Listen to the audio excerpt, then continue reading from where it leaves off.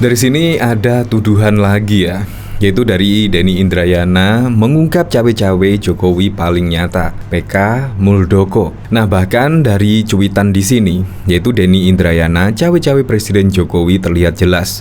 Salah satunya ketika KSP Muldoko mau mengambil alih Demokrat dan membatalkan pencapresan Anies Baswedan. Menurut saya ini sungguh aneh dan juga lucu. Apalagi juga pada saat yang lalu saya masih ingat betul di sini juga ada berita ini padahal juga pada tahun lalu 23 Maret 2021.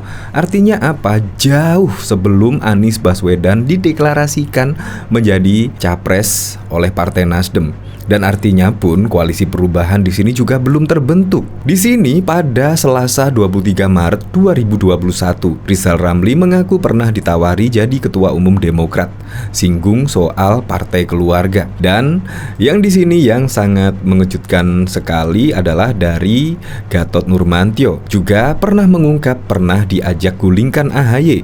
Ini pada 7 Maret 2021. Tetapi kenapa saat ini yang dituduh Presiden Joko Widodo? Ini merupakan sangat aneh dan sangat asal bicara ya. Apalagi juga Presiden Joko Widodo tidak tahu menahu soal ini. Presiden Joko Widodo kok tiba-tiba menyalahkan Presiden Joko Widodo tentang PK Muldoko, padahal juga di perundang-undangan juga sudah jelas lah PK itu juga bisa dilakukan. Nah, itulah yang aneh. Apakah pemilu semakin dekat dan semakin panik akhirnya menyalahkan Presiden Joko Widodo, cawe-cawe dari Presiden Joko Widodo? Ini bahkan juga tidak hanya Pak Gatot dan Pak Muldoko, bahkan juga Rizal Ramli. Tetapi yang disalahkan Presiden Joko Widodo. Menurut saya sungguh aneh sekali. Nah, saya di sini sepakat ya dengan cuitan Husnul Khotimah ini. Denny Indrayana, Prof. Bungul, dengarkan ya Pak Denny Indrayana. Kalau Presiden Jokowi cawe-cawe di masalah Pak Muldoko dan Partai Demokrat seharusnya sejak di Kemenkumham kubu Muldoko disahkan, bukan AHY. Dan masalah Muldoko di Demokrat itu soal keinginan kader Demokrat mengganti ketua umumnya. Dan yang dirayu itu bukan hanya Muldoko tapi juga Rizal Ramli dan juga Gatot Nurmantio.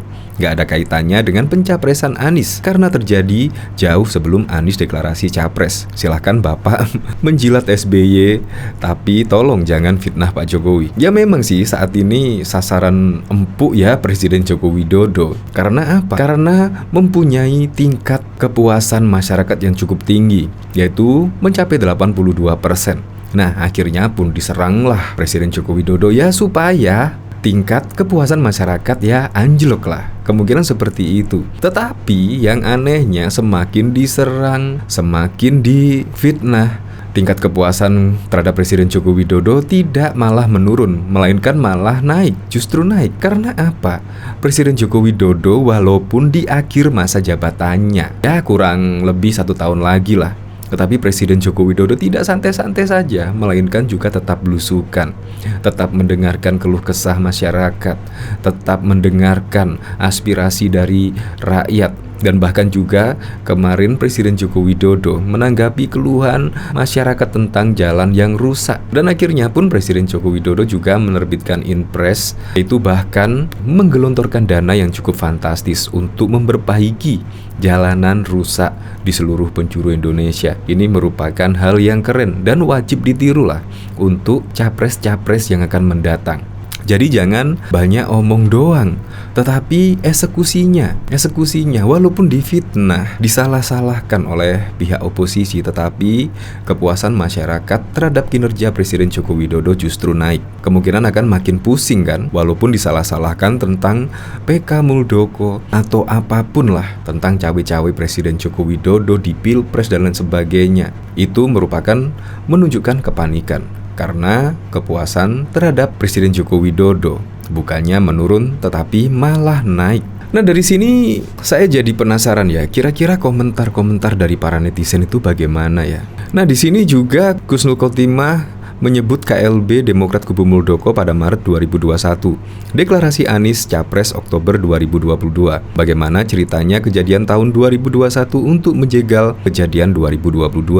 Bisa jelaskan Prof. Endriana? Dan kalau Pak Jokowi cawe-cawe kenapa bukan saat di Kemenkumham, di mana materinya adalah pembantunya, di mana menterinya adalah pembantunya? Kenapa tunggu di MA? Nah, di sini sambil menyertakan screenshot artikel berita yang berjudul Daftar Elit Demokrat versi KLB Muldoko hingga Mak Sopacua. Nasdem resmi deklarasi Anies Baswedan jadi Capres 2024 itu tertanggal 3 Oktober 2022. Nah, dari sini komentar-komentarnya profesor itu kalau udah main politik punya kepentingan, logika berpikirnya kalah sama anak SMA, bahkan juga SMP.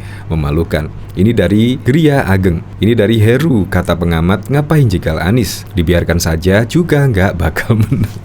Iya, saya setuju dengan pendapat ini.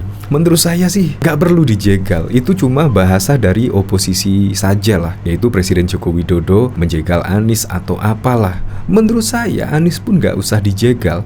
Masyarakat sudah tahu kok mana pemimpin yang benar-benar merakyat, mana pemimpin yang benar-benar bisa mendengarkan aspirasi masyarakat. Menurut saya masyarakat juga sudah tahu lah, apalagi dengan banyaknya media sosial, rekam jejak Anies Baswedan juga bertebaran di media sosial. Begitu juga sebaliknya, Pak Prabowo dan Ganjar Pranowo.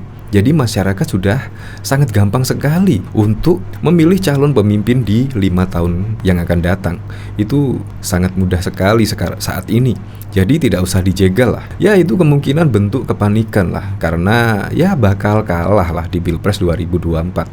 Akhirnya ya menyalah-nyalahkan pemerintahan lah, menyalah-nyalahkan Ganjar lah dan lain sebagainya.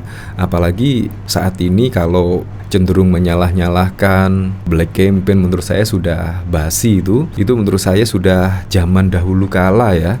Saat ini di 2024 sudah tidak akan diterima oleh masyarakat, karena masyarakat saat ini sudah pinter-pinter lah intinya melihat rekam jejak capres dan cawapres. Nah, di sini bahkan juga dikomentari oleh Gunawan, dah mirip sama junjungannya, menjelam-menjelip lintat-lintut. Ganjar Pranowo bilang tak masalah pakai kampanye negatif jelang pemilu 2024, itu boleh. Ganjar kampanyekan pemilu damai 2024, perangi hoax dan kampanye negatif. Nah, di sini kampanye negatif yang dimaksud Ganjar Pranowo sih, yaitu ya menyerang tentang program-programnya, yaitu memang benar-benar menyerang tentang program-program kinerja yang gagal atau apalah. Itu boleh kalau kampanye negatif ya seperti itu.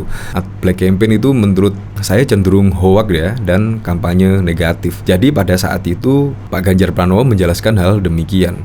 Jadi kampanye negatif masih diperbolehkan, tetapi kalau sudah black campaign atau apa cenderung hoax dan fitnah itu menurutnya tidak diperbolehkan lah. Nah, ini memang framing dari berita ya seperti itu. Kalau saya kan kemarin memang benar-benar melihat wawancara dari Ganjar Pranowo. Jadi memang harus teliti lah dalam melihat judul berita. Ya selebihnya kita juga harus membaca isi berita lah.